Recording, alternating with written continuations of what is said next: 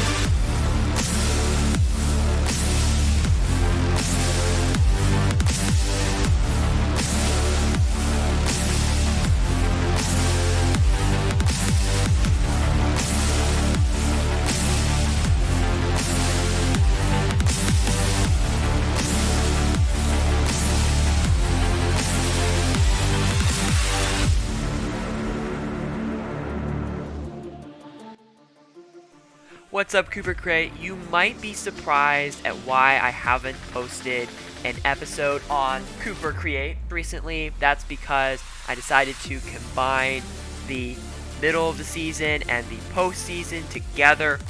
I thought that would flow a little bit better. We'll see if that actually works out in the right way or not. This is that episode. This episode is going to have the middle of the season. This episode is going to have the end of the season as well.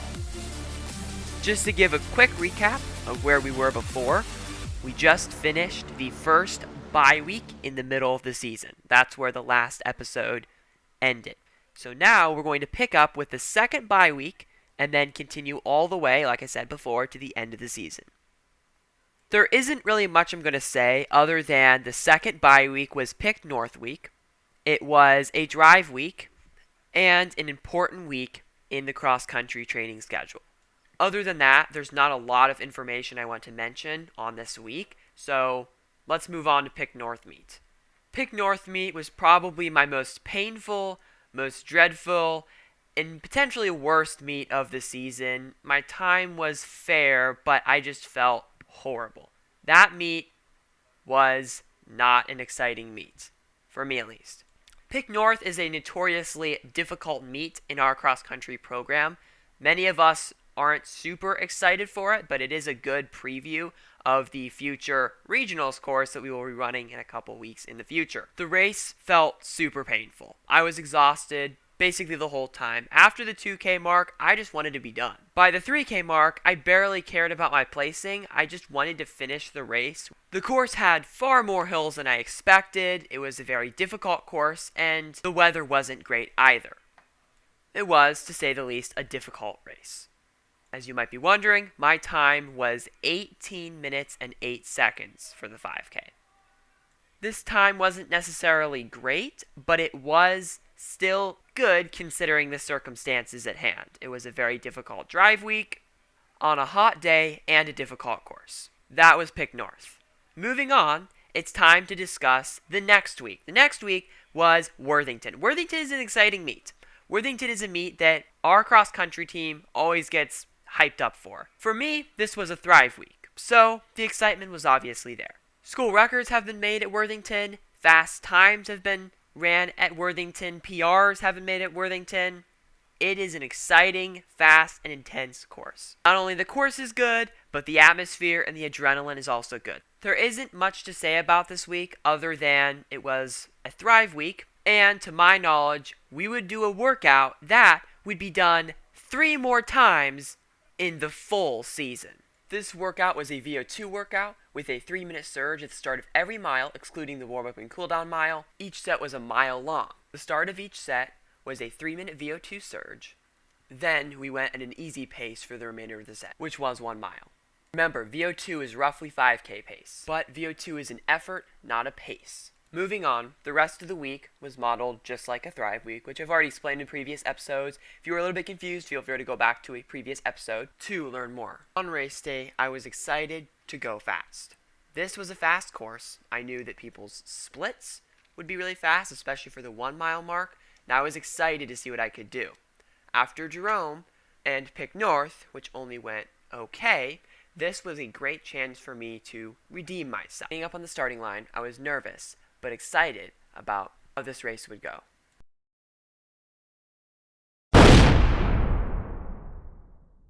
It has begun.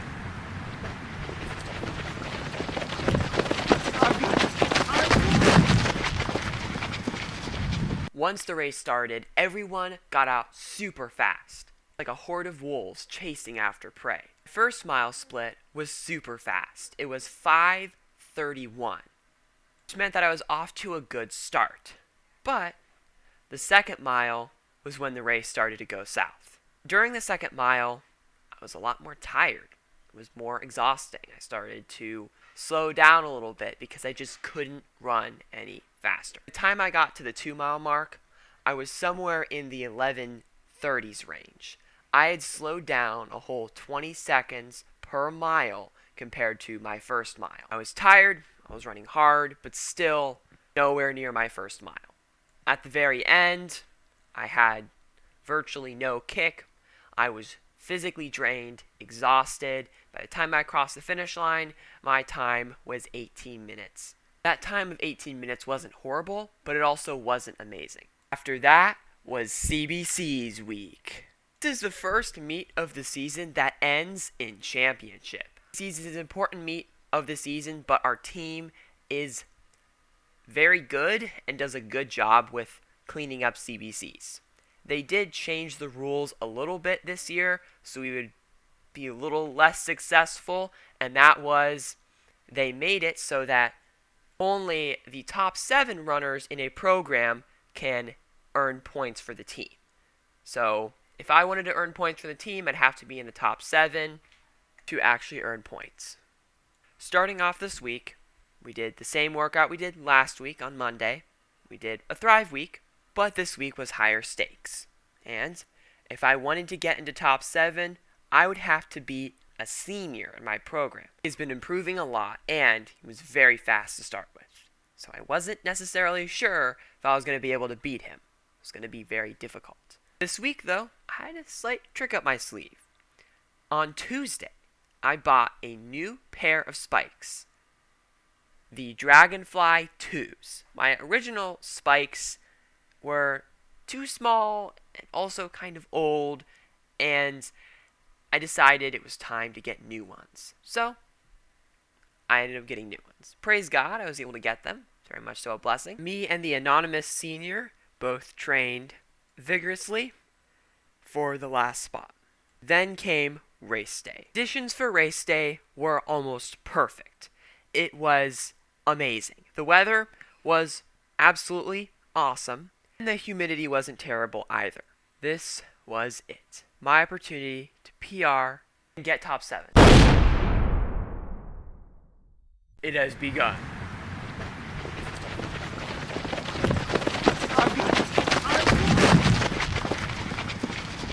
Starting off the race, I had a little bit of trouble breathing, but I think I was off to a fairly good start. My 1-mile split was not as fast as it was at Worthington, so I wasn't off to quite as good of a start, but there was still a lot more race left and more moves to make. At the beginning, I was running with the anonymous senior, but then, once my breathing got more heavy, and I got more tired, the anonymous senior ended up passing me. At the end, I was super exhausted, people started passing me a lot, and I just needed to finish. I was super exhausted. By the last couple 100 meters, another sophomore from our team passed me, but I did see a decent time on the clock. After the race, I realized that my time was 17:54. This time was a PR, excluding Watkins, which was a short course. Everyone else also did super well. Lots of PRs, lots of exciting times. Congratulations to everyone else who was at that race. All performed super well. So that was possibly it? Is that the end of my season? Was that not? Well, the truth is actually I was the alternate. What is an alternate? An alternate is someone who doesn't necessarily race in the races, but an alternate is someone who trains with the postseason squad. You'd be wondering what an alternate actually is. An alternate, just like a backup. Someone from the top 7 squad can't race, the alternate will step in, which for me was amazing. Praise God, I was even able to get into being an alternate, because I still got to go to the practices, but I didn't have to deal with the vigorous and intense races, unless someone became injured. For the next 2 weeks, we held a Thrive Week-like schedule where we slowly tapered down the mileage. One thing you'll notice, especially if you've been keeping track of the mileage spreadsheet, linked on cooper-gray.com, is that the mileage has started to decrease. This is known as tapering. Tapering is intentionally decreasing the mileage so that the runner can be suited for race day. After all, you're not as tired from your weekly mileage if you run less miles that week, other than the fact that it started to cool down. At this point, it started to get colder, meaning that our races are better weather than they were before, and the practices are a little bit colder as well. The main meet coming up this week was districts. Depending on how well you do at districts, you might be able to make it to regionals, the meet after districts. Our team had a decent chance of making it to regionals, but we still had to work hard to do so. We weren't guaranteed the spot. Like I had said before, the week of training was significantly easier than other weeks, but that still didn't mean it wasn't hard. It was a tough week of training.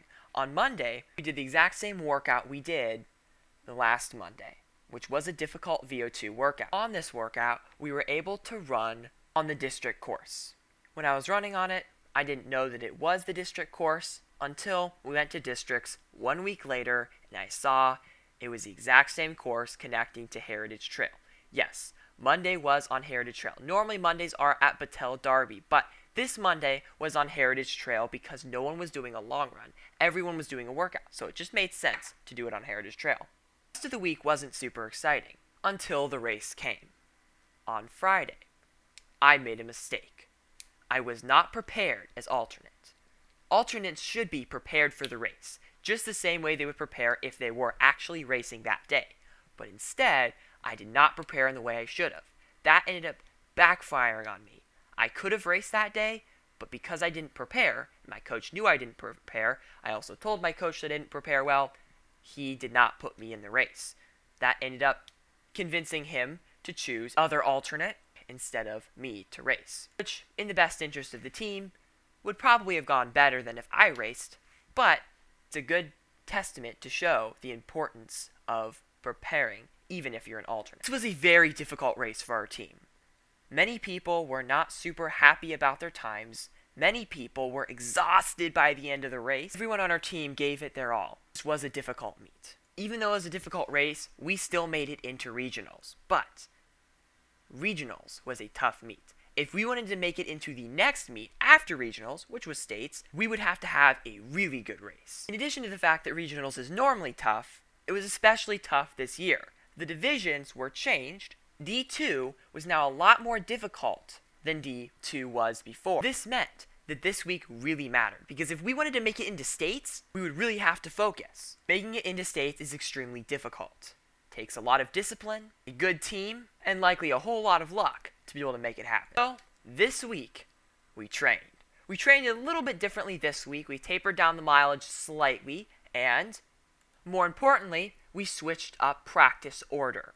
Tuesdays are normally track days, but this week we switched Tuesdays to Prairie Oaks and Wednesdays to track days. This is because we're using the Thrive Week schedule, which has Tuesday as an easy day, which means that Tuesday is where you get a lot of miles in without a lot of area to run. It makes Tuesdays on Thrive Weeks traditionally super boring.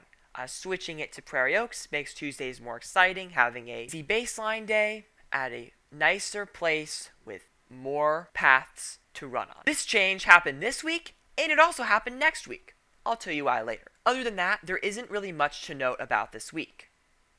This week was the last week of the first quarter of the school year. Even though this week was kind of boring, regionals was anything but boring. Regionals was amazing. Regionals was a super amazing meet. Everyone on our team did super well. There were 15-second PRs, there were amazing times. This was a super exciting meet. Everyone on our team did amazing. As alternate, I was not able to run in the race. However, just like districts, I was able to warm up with the Varsity 7 and cheer them on.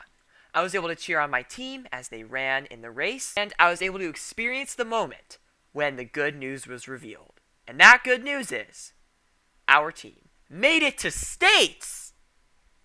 Not everybody made it to states, but the boys team was able to make it to states, as well as other people on other Jonathan Alder teams. Super exciting. States Week is an amazing week. States Week is fun, but it's also exciting because we made it into the state meet. Especially considering the odds. We were going up against teams that were huge, way larger than we were, but we still made it.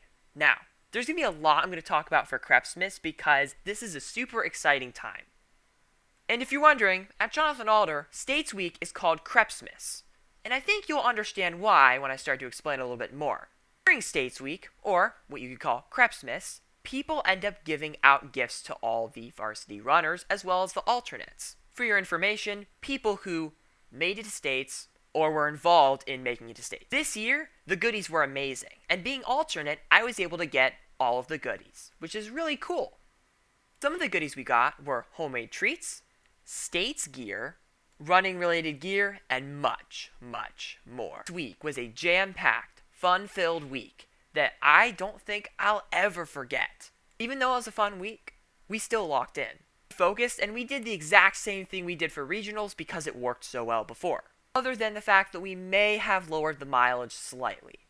As you can see on the Journey to 1,000 Miles spreadsheet, the mileage does decrease a little bit this last week. Which comes into some spreadsheet news. For the next 2 weeks, I'm going to take a 2-week break. This is a recommended thing for all cross-country athletes. It's a very vigorous season. It's very long. It's about 22-week long season. 14 of them are recorded on the spreadsheet.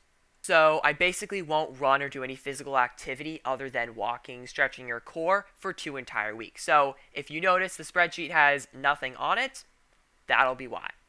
Depending on when you look at it, it should say 2-week break on there during the 2-week break. On Thursday, because Halloween was around that time, we dressed up in costumes, which was honestly super fun.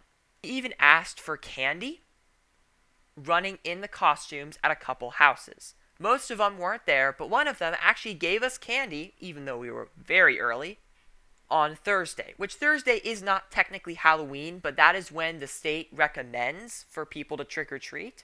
This is primarily due to safety concerns with younger kids trick-or-treating on Halloween. That week, I was a little bit more prepared. The previous week, I didn't really mention this, but I was kind of cold. I wasn't prepared. This week, I was slightly more prepared. This is because of the weather change, which I've mentioned before. And not to mention, this is the final week of cross-country. It can be bittersweet. It means that all the fun memories of cross-country are going to stop. It also means I get a very long break, and I get to start fresh with indoor track. Once States Day came, it happened very fast. Alternate, I got a bib, even though I wasn't racing, and I was surprised because I almost thought I was racing until I was told otherwise. It's kind of surprising. Stakes are significantly higher at states. There are many zones that are off limits to regular visitors, but I was able to go in those zones because I was alternate and I had bibs. This newfound power also allowed me to take stuff back after the race started. I was able to go into off-limits areas, stand back with them when they were racing, and then take their stuff back after they started racing. I cheered the varsity team on, I stretched with them, and I was able to see the race with my own eyes. It was a crazy race. People got out super fast. Competition was amazing. Crowd support was unmatched. It was really states. At the end of the race, I had no idea how we did until I was told how we did. And sadly, our team didn't do quite as well as we'd hoped. Still made it into states. We still really pushed as hard as we could, but we still didn't do quite as well as we had hoped. That's life. Sometimes you don't do as well as you hope. But even if, our team still did well. We got 23rd place in the entire state, D2 that is, and we finished. We were done. That is the end of the cross-country season. And that's the end of this podcast? Well, not really. That's just the cross-country season. After my 2-week break, I'll be back running, and I'll still be recording, and I might talk about the easy runs, but I'm not certain yet. So far, I have about 45% of my goal done. That's almost 50%, 1/2 of the entire goal done. That's it for the cross-country season. Don't forget to Bring on the pandemonium. Goodbye.